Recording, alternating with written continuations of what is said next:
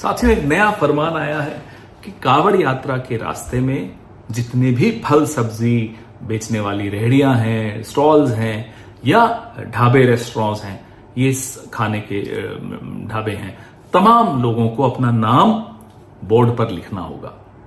इसके पीछे की मंशा बड़ी स्पष्ट है, आप समझ गए होंगे।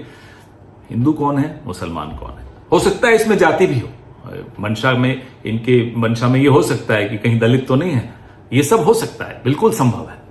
लेकिन हमने इसका कल जब विरोध किया तो जवाब आया, जब हलाल लिखा होता है तब तो आपको कोई आपत्ति नहीं होती। हाँ, बिल्कुल नहीं होती। जब शुद्ध शाकाहारी ही लिखा होता है तब भी हम नहीं पूछते कि साहब ये शुद्ध शाकाहारी जिस रेस्टोरेंट के बोर्ड पे लिखा हुआ है, इसका मालिक क्या हिंदू है, मुसलमान है, जैन है, सिख है, क्या है, हमें कोई फर्क नहीं पड़ता। हमें शुद्ध शाकाहारी खाना है, हम जाकर खा लेते हैं। अब आप इंटरनेशनल एयरलाइंस में कहीं ट्रैवल करते हैं, कोशर फूड, तो ज्यूज को मालूम है हमें, हमारे लिए कोशर फूड जिनको खाना है वो खा सकते हैं। वो पूछते तो नहीं है ना कि शेफ कौन है, जू है या क्रिश्चियन है या मुस्लिम है या हिंदू है, उनको कोई फर्क नहीं पड़ता। ठीक वैसे ही मैं शाकाहारी खाता हूं तो मेरे को ये नहीं पूछना उचित समझता कि बनाने वाला कौन है। ये करना जो ये कांवड़ यात्रा पे ये प्रपोज कर रहे हैं, इसके पीछे मंशा है इकोनॉमिक बॉयकॉट ऑफ मुस्लिम्स को नॉर्मलाइज करना, कैसे आर्थिक बहिष्कार का सामान्यकरण करना है मुसलमानों का। तो इस मंशा को तो हम कामयाब किसी के लिए नहीं होने देंगे, वो हिंदू के लिए करे हो, मुसलमानों के लिए करे हो, किसी के लिए भी करें, हम नहीं होने देंगे। अब मीट एक्सपोर्टर्स हैं बड़े बड़े 4-5 जो हैं, अल कबीर कौन है मालिक, सबरवाल।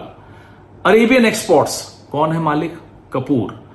MKR फ्रोजन कौन है मालिक, मदन एबट। PML इंडस्ट्रीज मालिक कौन है, बिंद्रा साहब है।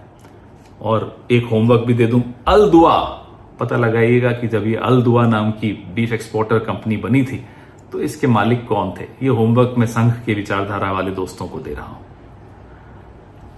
जिस तरह से अगर हिंदू मीट एक्सपोर्ट करता है तो रहती तो वो मीट ही है ना, या दाल चावल बन जाती है, वो मीट ही रहेगा। ठीक उसी तरह से अगर कोई अल्ताफ या रशीद आम अमरूद बेच रहा है तो आम अमरूद ही रहेंगे, वो गोश्त नहीं बन जाएंगे। तो ये संघ वाले जो लोग हैं बिना सोचे समझे जब कुछ काम करते हैं तो फंस जाते हैं, पहली ही आर्ग्यूमेंट में धाराशायी हो जाते हैं। लेकिन जो षड्यंत्र ये लोग रच रहे हैं, हमारी आपकी जो एक तहजीब है, अब एक उस तहजीब में मुझे याद आता है अलीगंज लखनऊ में, वहां बड़ा मंगलवार के पीछे की जो कहानी है वो सुनकर बड़ा आनंद आता है।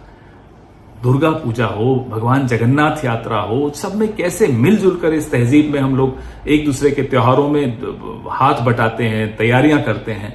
उस तहजीब पर ये हमला बोल रहे हैं, और ये हमला सिर्फ उस तहजीब पर नहीं बोल रहे, हमारे आपके घरों में घुसकर तय करेंगे कि कौन क्या खाएगा, किससे खरीदेगा, क्या कपड़े पहनेगा, किस भाषा में बोलेगा। इनको अपने घरों में घुसने से रोकिए।